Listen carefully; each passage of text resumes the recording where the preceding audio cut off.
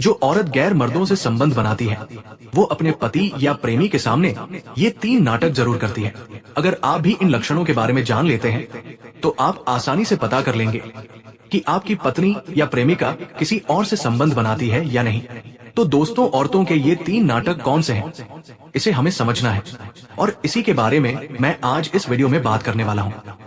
अगर आप इस वीडियो को अंत तक देखते हैं तो आपको पता चल जाएगा कि औरत अपने पति के सामने कौन कौन से नाटक करती है और कब करती है। जो औरत गैर मर्दों के साथ संबंध बनाती है, ये बात आपको पूरी तरह से समझ में आ जाएगी। दोस्तों, कुछ दिन पहले की बात है। किसी गांव में एक पति पत्नी रहते थे। वे दोनों अपने जीवन में खुश रहना चाहते थे, लेकिन उनकी जिंदगी में खुशियां नहीं थी। पत्नी हमेशा पति से झगड़ा और लड़ाई किया करती थी। बेचारा पति परेशान हो चुका था। वो अपने माता पिता का आदर सम्मान करना चाहता था, लेकिन पत्नी की वजह से वो इतना परेशान हो चुका था कि उसे कुछ भी समझ में नहीं आता था। पत्नी उसके माता पिता से भी झगड़ा और लड़ाई किया करती थी। धीरे धीरे उस पति की जिंदगी नर्क से भी बदतर होती जा रही थी। एक समय आया जब उसके माता पिता की मृत्यु हो गई।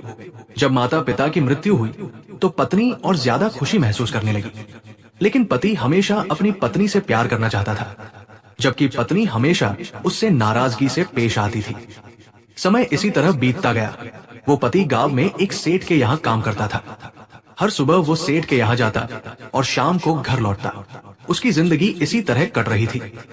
दोस्तों, वैसे तो पति पत्नी का रिश्ता एक पवित्र रिश्ता होता है और हर कोई इसे अच्छे से निभाना चाहता है, लेकिन कुछ ऐसी परिस्थितियां उत्पन्न हो जाती हैं जिनके कारण ये रिश्ते टूट जाते हैं और बिखर जाते हैं। एक दिन जब पति सुबह घर से बाहर निकल गया तो उसी दिन उसकी पत्नी के पास एक गैर मर्द आ गया। उसे देखकर वो पत्नी बहुत ज्यादा आकर्षित हो गई और मोहित होकर उससे संबंध बनाने का प्रयास करने लगी। वो तरह तरह के नाटक करने लगी, जिससे वो व्यक्ति समझ गया कि ये स्त्री क्या चाहती है। जब वे दोनों संबंध बनाने का प्रयास कर रहे थे, तभी अचानक से उसका पति घर आ गया। अब पत्नी उस गैर मर्द को कहाँ छुपाती? उसने उसे एक कोने में छुपा दिया और उसके ऊपर कपड़ा डाल दिया ताकि वह दिखाई ना दे। फिर वो दौड़कर दरवाजे पर गई और अपने पति से लिपट गई। पति ने जब ये देखा कि उसकी पत्नी ने, जो हमेशा उससे नाराज रहती थी, आज उससे लिपट रही है, तो वो बहुत खुश हो गया। वो सोचने लगा कि आखिर उसकी पत्नी को क्या हो गया। जो पत्नी हमेशा उससे दूर रहती थी, वो आज अचानक प्यार जता रही है। पति ने पूछा, अरे तुम्हें क्या हुआ? क्या तुम्हें कोई डर लग रहा है? क्या हमारे घर में कोई चोर आया है?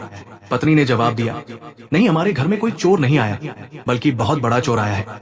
चलिए देखिए, वो चोर कोने में जाकर छिप गया है। वो तो मुझे मार डालता। अगर आप समय पर नहीं आते तो ना जाने क्या हो जाता। पत्नी को समझ में आ गया था कि उसका घर और पति ही उसका सहारा है। वो जानती थी कि अगर उसने चोर के बारे में नहीं बताया तो उसका पति उस पर शक करेगा, और अगर सच बोल दिया तो उसकी इज्जत खत्म हो जाएगी।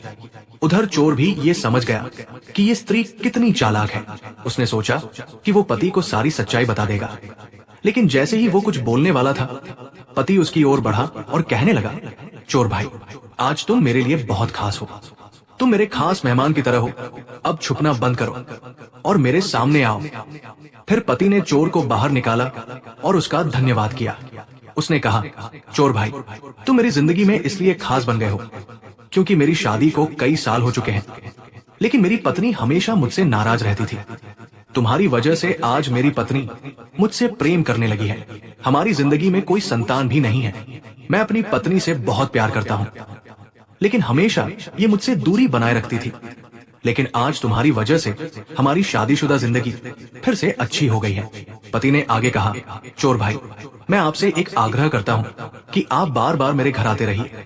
जो भी सामान चाहिए वो चोरी करके ले जाइए, लेकिन मेरी पत्नी की हत्या मत करना। और हाँ, आपको कोई भी नहीं रोकेगा, बस आपको बार बार आना होगा ताकि मेरी पत्नी आपको देखकर डर जाए और मेरे पास आकर लिपट जाए। इस तरह हमारे बीच प्यार बना रहेगा और हमारी जिंदगी फिर से खुशहाल हो जाएगी। चोर ने जब ये सुना कि पति इस तरह की बातें कर रहा है, तो उसने कहा, भाई, मैं आपसे वादा करता हूँ कि मैं आपके घर बार बार आऊंगा, लेकिन मैं आपके घर से कोई सामान चोरी नहीं करूंगा। मैं बस आता जाता रहूंगा और आप निश्चिंत होकर सेठ के यहाँ काम कर सकते हैं। ये कहकर चोर चला गया। पत्नी उस दिन बहुत खुश थी, लेकिन जैसे ही पति अगली सुबह काम पर चला गया, वो और ज्यादा खुश हो गई। उसे पता था कि उसका पति खुद ही चोर को बुलाने वाला है। अब तो चोर खुद आएगा और उसके साथ संबंध बनाएगा। अब मेरी जिंदगी बरकरार रहेगी। अब तो मेरे ऊपर कोई भी शक ही नहीं करेगा। अब हमें डरने की कोई जरूरत नहीं है। अब वो गैर मर्द चोर की तरह आता और पत्नी के साथ संबंध बनाता। धीरे धीरे ये सिलसिला चलता रहा। उधर पति सेठ के यहाँ काम करके आता और पत्नी हमेशा उसी तरह प्रेम जताती। चोर ने पत्नी को समझा दिया था कि मेरे साथ संबंध बना रही है, लेकिन अपने पति के साथ भी संबंध बनाने की कोशिश करना और उसके साथ भी प्रेम मोहब्बत से पेश आना, ताकि हम दोनों पर कोई शक ना करे। लेकिन पत्नी तो हमेशा अपने पति से नाराज रहा करती थी। धीरे धीरे समय बीतता गया। एक दिन जब पति काम करके घर आ रहा था, तो वो बहुत गुस्से में था। शायद सेठ ने उसे कुछ कह दिया था। वो घर आकर भोजन पानी तक नहीं कर रहा था। ये देखकर पत्नी को थोड़ी नाराजगी हुई, लेकिन उसने सोचा कि जाने दो, मैं इसकी इज्जत और प्रतिष्ठा का ख्याल नहीं रखूंगी। उसने अपने पति से ये भी नहीं पूछा कि उसके साथ क्या हुआ, लेकिन अपने मन में तरह तरह की बातें सोच रही थी। जब पत्नी से ये सब नहीं सहा गया, तो वो चुपचाप उसके पास जाकर बैठ गई और उसकी बातें सुनने लगी। पति लगातार सेठ के बारे में बड़बड़ाए जा रहा था। तभी पत्नी उससे कहने लगी, क्या हुआ आज? आप सेठ के बारे में इतनी गलत बातें क्यों बोल रहे हैं? पति ने गुस्से में कहा, क्या बताओ, सेठ ने आज मेरे साथ अनर्थ कर दिया। उसका कहना है कि मैं दिन में तो काम करता ही हूँ, लेकिन अब मैं रात में भी उसके घर पर रहकर काम करूं। तुम ही बताओ, मैं दिन भर काम करता हूँ, अब रात में कैसे काम कर सकता हूँ? अगर मैं रात में भी काम करूंगा तो तुम्हारे साथ प्रेम से कैसे पेश आऊंगा? तुम्हारे साथ प्यार कब करूंगा? तब पत्नी ने समझाने के लहजे में कहा, सुनिए जी, सेठ जो कह रहा है वो हमारे भले के लिए ही कह रहा है। वो जानता है कि हम गरीब हैं। अगर हम ज्यादा काम नहीं करेंगे तो हमारी रोजी रोटी कैसे चलेगी? हमारा पालन पोषण कैसे होगा? सेठ हमारे फायदे के लिए ही आपको रात में काम करने को कह रहा है, लेकिन आप उसकी बातों से बहुत ज्यादा नाराज हो गए। अगर मेरी मानो तो रात में भी काम करो, ताकि हमें दोगुने पैसे मिले और हमारी जिंदगी और अच्छे से कटे। पत्नी की ये बात सुनकर पति मान गया और बोला, बस तुम्हारे मुंह से ये बात सुन ली, अब और कुछ सुनने की जरूरत नहीं। अब मैं दिन रात काम करने के लिए तैयार हूँ। इसके बाद पत्नी ने उसे भोजन पानी दिया और प्रेम जताने लगी। पत्नी ये सब इसलिए कर रही थी क्योंकि वो गैर मर्दों से संबंध बनाती थी। चोर ने उसे सिखाया था कि अपने पति से भी संबंध बनाए रखो, ताकि किसी को शक ना हो। इस तरह पति रात में काम करने लगा। जब वो रात भर काम करके सुबह घर आता तो देखता कि दरवाजा बंद होता है। रात में भी दरवाजा बंद ही रहता था। पत्नी हमेशा गैर मर्द के साथ संबंध बनाने में व्यस्त रहती थी। उसकी जिंदगी अब बस यही रह गई थी। दोस्तों, एक स्त्री और पुरुष अगर हद से ज्यादा संबंध बनाने लगे तो उनका मानसिक संतुलन बिगड़ जाता है। वे सिर्फ इसी चीज के बारे में सोचते रहते हैं। शारीरिक जरूरतों को पूरा करना जरूरी होता है, लेकिन अगर कोई इसे हद से ज्यादा भोग विलास में बदल दे तो उसका जीवन बर्बाद हो जाता है। धीरे धीरे महीनों तक पति सेठ के यहाँ काम करता रहा। सेठ ने देखा कि ये बेचारा बहुत मेहनत कर रहा है और उसका मानसिक संतुलन बिगड़ने लगा है। उसे आराम की जरूरत थी। वो सुबह शाम काम कर रहा था तो कब सो पाएगा? सेठ ने कहा, तुम अपने घर जाओ, मैं तुम्हें 1 महीने की छुट्टी दे रहा हूँ, नहीं तो तुम्हारी तबीयत खराब हो जाएगी। जब पति घर पहुंचा तो उसने देखा कि उसकी पत्नी बहुत ज्यादा कमजोर हो चुकी थी। जो चोर हर रात घर आता था वो भी दुबला पतला हो गया था। दोनों को देखकर पति के मन में अजीब ख्याल आया। उसने पूछा, आखिर आप दोनों की हालत इतनी खराब कैसे हो गई? मेरी पत्नी भी इतनी कमजोर क्यों हो गई? और तुम चोर भाई, तुम भी इतने कमजोर क्यों लग रहे हो? चोर बहुत चालाक था। उसने तुरंत जवाब दिया, भाई, मैंने आपसे वादा किया था कि मैं आपके घर आता रहूंगा, लेकिन चोरी नहीं करूंगा। जब आप रात में घर पर नहीं होते तब भी आपकी पत्नी बहुत डरती थी, इसलिए मैं यहाँ आ जाता था और आपकी पत्नी की रखवाली करता था। लेकिन आधी रात में जब मुझे भूख लगती थी तो मैं कुछ खा नहीं पाता था। आपके घर में रहते हुए मैं रात को भोजन नहीं कर सकता था। इसी वजह से मैं कमजोर हो गया। इसके बाद चोर ने पत्नी से कहा, तुम अपने पति को बताओ कि तुम इतनी कमजोर क्यों हो गई। पत्नी पहले से ही बहुत चालाक थी। चोर ने उसे समझा दिया था कि जब लोग हमसे हमारे कमजोर होने का कारण पूछेंगे तो हमें कोई ना कोई बहाना बना लेना चाहिए। इसीलिए पत्नी ने तुरंत कहा। ये चोर कई रूप बदलकर हमारे घर आता था। वो हमें डराने की कोशिश करता था। इसी वजह से मेरा मानसिक संतुलन बिगड़ गया और मेरी हालत खराब हो गई। डर के मारे मेरा शरीर कमजोर हो गया। वो दिन में कम डराता था, लेकिन रात में बहुत ज्यादा डराता था। इसलिए मैं इतनी कमजोर हो गई हूँ। मैं तुमसे कहती हूँ कि अब तुम रात में काम करने मत जाओ। पति ने पत्नी को भरोसा दिलाते हुए कहा, चिंता मत करो, सेठ ने मुझे 1 महीने की छुट्टी दे दी है। अब मैं पूरा 1 महीना तुम्हारे साथ रहूंगा। ये सुनते ही चोर और पत्नी दोनों के चेहरे का रंग उड़ गया। उन दोनों के चेहरों की हंसी एकदम खत्म हो जाती है। चोर कहता है, भाई ये क्या कह रहे हो? 1 महीने तक आप काम नहीं करोगे तो क्या खाओगे? पत्नी भी कहने लगी, हाँ आप ही बताइए, हम लोग गरीब परिवार से हैं। अगर हम मेहनत मजदूरी नहीं करेंगे तो हमारा भोजन पानी कहाँ से आएगा? और 1 महीना तो बहुत लंबा समय होता है। तभी पति मुस्कुराते हुए कहने लगा, तुम्हें चिंता करने की जरूरत नहीं है। सेठ ने हमें 1 महीने की मजदूरी पहले ही दे दी है। अब पत्नी और चोर हैरान हो गए, लेकिन वे कर भी क्या सकते थे। चोर वहां से चला जाता है और अपने घर लौट आता है, जबकि पत्नी अपने पति के साथ रहने लगती है। 1-2 दिन बीतते हैं और अब पत्नी बेचैन हो जाती है। कहते हैं कि अगर कोई स्त्री किसी गैर पुरुष के साथ संबंध बना ले तो वो उसी की ओर आकर्षित हो जाती है, और जब तक पुरुष उसके साथ शारीरिक संबंध ना बनाए तब तक उसे बेचैनी महसूस होती है। ठीक यही हाल उस चोर के साथ भी हो रहा था। वो अपने घर जाता जहां उसकी पत्नी भी थी, लेकिन जब वो अपनी पत्नी के साथ संबंध बनाता तो उसे संतुष्टि नहीं मिलती। अब दोनों बेचैन हो गए थे। चोर ने रात में आना बंद कर दिया था, क्योंकि उसे लगा कि पति रात में घर पर ही रहता है। अब वो सोचने लगा कि किसी बहाने से वहां जाए, लेकिन चोर से अब रहा नहीं गया। वो आया और पति को बुलाकर कहने लगा, भाई आप तो मुझे भूल ही गए हो। आप तो कहते थे कि मैं जब चाहूं आपके घर आ सकता हूं, लेकिन अब आप मुझे बुलाते भी नहीं हो। तभी पति कहने लगा, अरे भाई, मैंने ऐसा कुछ भी नहीं कहा। मैंने अपनी पत्नी से भी यही कहा था कि चोर भाई आजकल हमारे घर क्यों नहीं आ रहे हैं, लेकिन वो भी कह रही थी कि पता नहीं आप क्यों नहीं आ रहे। आप हमेशा दिन में आया करो। जब आप आते हो तो मेरी पत्नी मुझे और ज्यादा प्रेम करती है और हमारे बीच प्रेम बढ़ जाता है। लेकिन पति ने आगे कहा, अगर आप नहीं भी आते हो तब भी मेरी पत्नी मुझे उतना ही प्रेम करती है। पर मैं देख रहा हूँ कि 2 दिनों से मेरी पत्नी उतना प्रेम नहीं कर रही है। चोर कहने लगा, भाई मैं हमेशा आपके घर आऊंगा, लेकिन अब सिर्फ दिन में आऊंगा, रात में नहीं। चोर की बात सुनकर पति कहने लगा, ठीक है, आप दिन में ही आना। अब चोर दिन में आने लगा, लेकिन मौके की तलाश करता रहता था। पत्नी भी मौके की तलाश में थी, लेकिन पति घर से बाहर नहीं जाता था, जिससे उन दोनों की बेचैनी बढ़ती जा रही थी। एक दिन चोर ने सोचा किसी तरह से पति को घर से बाहर भेजना पड़ेगा। उसने पति से कहा, भाई मैंने सुना है कि सेठ जिसके यहाँ तुम काम करते हो वो अपने कामगारों को मुफ्त में पैसे दे रहा है, क्या तुम्हें इतने पैसे नहीं दिए? पति ने जवाब दिया, चोर भाई, मुझे तो ऐसी कोई सूचना नहीं मिली। अगर ये बात सही हुई तो मैं अभी जाकर सेठ से पैसे लेकर आता हूँ।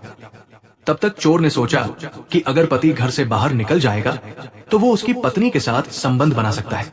जब पति सेठ के पास चला जाता है तो चोर तुरंत पत्नी के पास पहुंचता है और उसे गले लगा लेता है। दोनों के अंदर शारीरिक संबंध बनाने की तीव्र भावना उत्पन्न होने लगती है और वे दोनों शारीरिक संबंध बना लेते हैं। जब चोर संबंध बनाकर घर से बाहर निकल रहा था तो पत्नी रो रही थी और कह रही थी, तुम मुझे छोड़ चुके हो, मैं तुम्हारे साथ कहीं और रहना चाहती हूँ। मैं इस आदमी के साथ 1 महीना कैसे बिता पाऊंगी? तब चोर कहने लगा, लेकिन तुम मेरे साथ जाओगी तो कहाँ रहोगी? मेरी भी एक पत्नी है और मैं कोई पैसा भी नहीं कमाता हूँ। तुम यही रहो, यही तुम्हारे लिए ठीक रहेगा, लेकिन मैं कम से कम तुम्हारी जरूरत पूरी कर ही रहा हूँ। जब उसका पति उस बुजुर्ग व्यक्ति के पास से लौटकर आता है तो स्त्री पहले की तरह उसे गले नहीं लगाती और उसे गालियां देने लगती है। पति ये सब देखकर चौंक जाता है और कहता है, प्रिय, ये क्या हुआ? पहले तो तुम मुझे प्यार से गले लगा लेती थी, लेकिन आज ऐसा व्यवहार क्यों कर रही हो? स्त्री कहने लगी, क्या हुआ? तुम एक बुजुर्ग व्यक्ति के पास खेत मांगने गए थे, क्या उन्होंने तुम्हें खेत दिया? तुम्हारी तो कोई इज्जत ही नहीं है, तो मैं तुम्हारी इज्जत क्यों करूं? पति ने शांत होकर कहा, प्रिय, अगर उन्होंने खेत नहीं दिया तो इसमें मेरी क्या गलती है? स्त्री गुस्से से बोली, सारी गलती तुम्हारी ही है, जाओ, आज मैं तुमसे बहुत नाराज हूँ। इसके बाद स्त्री अपने पति को बार बार गालियां देने लगी। इससे पति बहुत ज्यादा आहत हुआ। अब उसने भोजन पानी तक छोड़ दिया। लेकिन उस स्त्री ने उसे मनाने का कोई प्रयास नहीं किया। पति सोचने लगा, हमेशा मेरी पत्नी मुझे मनाती थी, मेरे साथ अच्छे से पेश आती थी, लेकिन आज वो ऐसा व्यवहार क्यों कर रही है। लेकिन स्त्री ने उसे मनाना पूरी तरह से बंद कर दिया। आखिर में उसने अपने पति की तुलना बार बार दूसरे पुरुषों से करनी शुरू कर दी और कहा, गांव के बाकी पुरुष अपनी पत्नियों के साथ नहीं रहते, बल्कि विदेश जाकर पैसे कमाते हैं। उनकी पत्नियों की जिंदगी कितनी बदल चुकी है, लेकिन तुम कुछ नहीं कर पाते हो। पति बहुत ज्यादा नाराज हो गया और कहने लगा, अगर तुम्हें यही चाहिए तो मैं भी कल से विदेश जाकर काम करूंगा। ये सुनकर पत्नी खुशी से कहने लगी, ठीक है, अगर तुम विदेश में काम करोगे तो मैं तुम्हारे साथ अच्छे से पेश आऊंगी। इसके बाद पति प्रदेश में काम करने चला जाता है। अब स्त्री चोर के साथ और भी ज्यादा घुल मिलकर रहने लगती है और उसी के साथ अपना जीवन व्यतीत करने लगती है। जब चोर की पत्नी को इस बारे में पता चलता है तो वो गुस्से में उस स्त्री के पास जाती है और उसे गालियां देती है।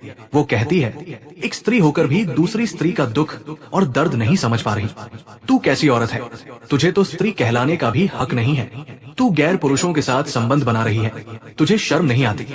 इतना कहकर वो उस चरित्रहीन स्त्री को थप्पड़ मार देती है। चोर बहुत ज्यादा दुखी था, लेकिन वो अपनी पत्नी से बहुत ज्यादा डरता था। उसकी पत्नी उसे भी गालियां देती थी और मारने का प्रयास करती थी। इससे चोर 2 दिन तक उस स्त्री के पास नहीं गया। अब स्त्री से रहा नहीं गया और वो खुद उसके घर पहुंच गई। जब वो घर पहुंची तो चोर की पत्नी ने उसे एक कमरे में बंद कर दिया और उसकी खूब पिटाई की। इसके बाद उसने गांव में ये खबर फैला दी और मुखिया जी तक ये संदेश पहुंचा दिया। मुखिया जी बहुत ज्यादा गुस्से में आ गए और बोले, इस स्त्री को गांव से बाहर निकाल देना चाहिए। लेकिन उसी गांव में वो बुजुर्ग व्यक्ति भी रहते थे जिनके पास उसका पति खेत मांगने गया था। वे बहुत बुद्धिमान थे। उन्होंने कहा, मुखिया जी, ये फैसला लेने से पहले मेरी बात ध्यान से सुन लीजिए। कम से कम इसके पति को बुला लिया जाए और उसे सारी सच्चाई बता दी जाए। जब वो खुद ये सब देखेगा तो उसे कोई संदेह नहीं रहेगा। मुखिया जी गुस्से से बोले, अगर इसका पति सही होता तो इसकी पत्नी बिगड़ती ही नहीं। मैं उसके पति से क्या पूछूं? ये सुनकर बुजुर्ग व्यक्ति बोले, मुखिया जी, मैं पूरे विश्वास के साथ कह सकता हूं कि उसके पति में कोई कमी नहीं है। अगर उसे इस बारे में जानकारी होती तो उसकी पत्नी कभी इस तरह से नहीं बिगड़ती। कम से कम मेरी बात मानकर उसके पति को बुला लीजिए। मुखिया जी ने उनकी बात मानी और उसके पति को बुला लिया। जब पति आया और उसे पूरी बात बताई गई तो वो सोच में पड़ गया और पति ने कहा, नहीं मुखिया जी, आपको कोई गलतफहमी हुई होगी। मेरी पत्नी वैसी नहीं है। मेरी पत्नी तो बहुत अच्छी है। वो तो चोर भाई से डरती थी और मुझसे नफरत करती थी। वो मुझे गालियां भी देती थी।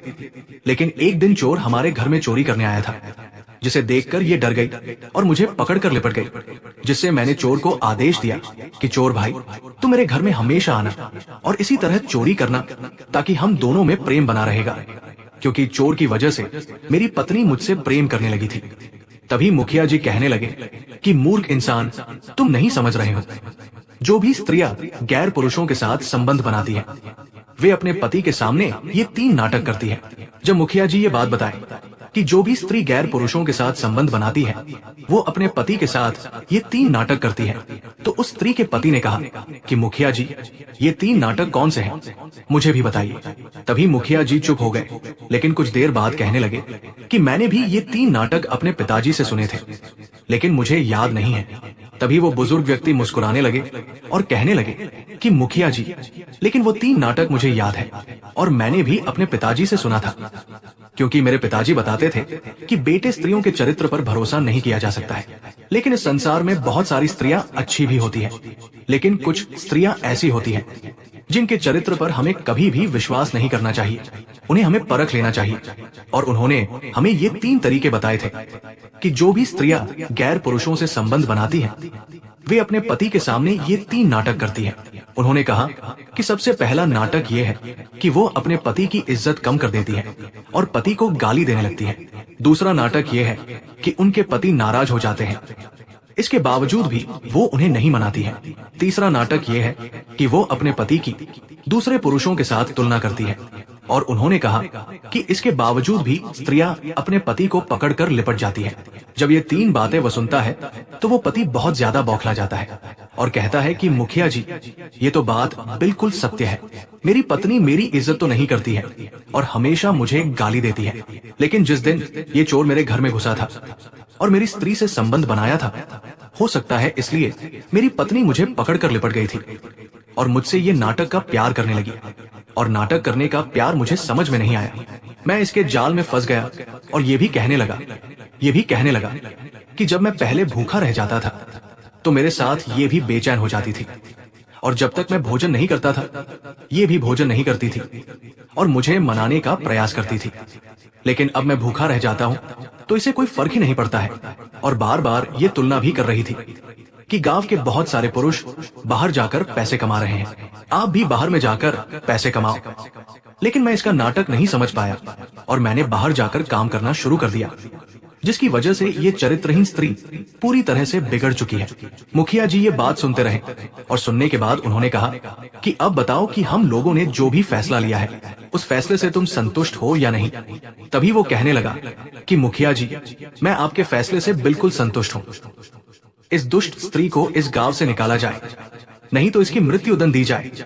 और उस चोर के रूप में जो आया था और मेरी स्त्री से संबंध बनाता था, उसे भी इस गांव से निकाला जाए। जब ये बात हो रही थी तभी चोर की पत्नी दौड़ते हुए आती है और कहती है, मुखिया जी मुझे माफ कर दो, मेरे पति ऐसे नहीं थे। मेरे पति इसके घर पर कोई काम करने गए थे, जिसे देखकर ये स्त्री मोहित हो गई और उसने ही पहले संबंध बनाने का प्रयास किया, जिससे मेरे पति भी अपने आप को नहीं रोक पाए। इस स्त्री में ही कमी है, मुझे माफ कर दो और मेरे पति को छोड़ दो। चोर अपनी गलती पर पछताता है और कहता है, जो मुखिया जी, कम से कम मुझे एक बार सुधरने का मौका दिया जाए। मैं वादा करता हूँ कि कभी भी ये गलती नहीं करूंगा। मुखिया जी ये बात सुनते हैं। बुजुर्ग व्यक्ति मुखिया जी से आग्रह करते हैं कि मुखिया जी, इन दोनों को माफ कर दिया जाए और एक बार इन्हें सुधरने का मौका दिया जाए। उसके बाद उन दोनों को छोड़ दिया जाता है। वो स्त्री अपने पुरुष से इस कदर बिखर चुकी थी कि वो कभी भी अपने पति के साथ संबंध बनाने का प्रयास नहीं करती थी और प्रेम मोहब्बत से पेश नहीं आती थी। लेकिन पति उसे भी प्रेम करना चाहता था, लेकिन वो अभी भी चोर की तलाश करती थी। लेकिन पति उसे धीरे धीरे अपनी मुट्ठी में करने का प्रयास करने लगा। इसके बावजूद भी वो स्त्री उसके साथ वैसा व्यवहार नहीं करती थी, इसलिए वो धीरे धीरे अब अपनी पत्नी से ही प्रेम करने का प्रयास करने लगा। इधर जो चोर था, अब वो उस स्त्री के पास नहीं जाता था और अपनी पत्नी के साथ ही रहता था। चोर की पत्नी बहुत ज्यादा बुद्धिमान थी, वो उसी के साथ ही रहती थी और उसी से प्रेम करती थी। जब उस स्त्री ने देखा कि चोर अब नहीं आ रहा है, तो उसे समझ में आया कि अब मेरे पास कुछ भी नहीं बचा है। अगर मैं अपने पति से प्रेम नहीं करूंगी तो मुझे गांव के सारे लोग निकाल देंगे और मैं बिखर जाऊंगी, और मेरे मायके में भी मेरे माता पिता नहीं है, तो मैं किसके पास जाऊंगी। अब उसके पास कोई उपाय नहीं बचा था, जिसके कारण वो अब अपने पति से धीरे धीरे प्रेम करने लगी। लेकिन पति बहुत ज्यादा चतुर और होशियार था। वो बार बार सेठ के यहाँ काम करने जाता, लेकिन कभी दिन में ही वापस आ जाता और कमरे की तलाशी लेने लगता। उसे लगता कि कहीं ये फिर से घर में गैर पुरुषों के साथ संबंध तो नहीं बनाती है। उसे लगता कि उसकी पत्नी की चाल चलन अभी भी पहले की तरह हो सकती है, लेकिन वो स्त्री बदलने का प्रयास कर रही थी। धीरे धीरे परीक्षण लेने के बाद पति को विश्वास हो चुका था कि स्त्री बिल्कुल सुधर चुकी है। दोस्तों, वो बिगड़ी हुई स्त्री भी सुधर गई और अपने पति से सच्चे मन से प्रेम करने लगी। तो दोस्तों, ठीक उसी प्रकार अगर आपकी पत्नी भी आपके सामने ये 3 नाटक करती है, तो समझ जाना कि वो किसी ना किसी गैर मर्द से संबंध बना रही है, जो आपको धोखा दे रही है। आपको धोखे से बचने के लिए आपको स्त्री को परख लेना चाहिए, उससे जान पहचान कर लेनी चाहिए।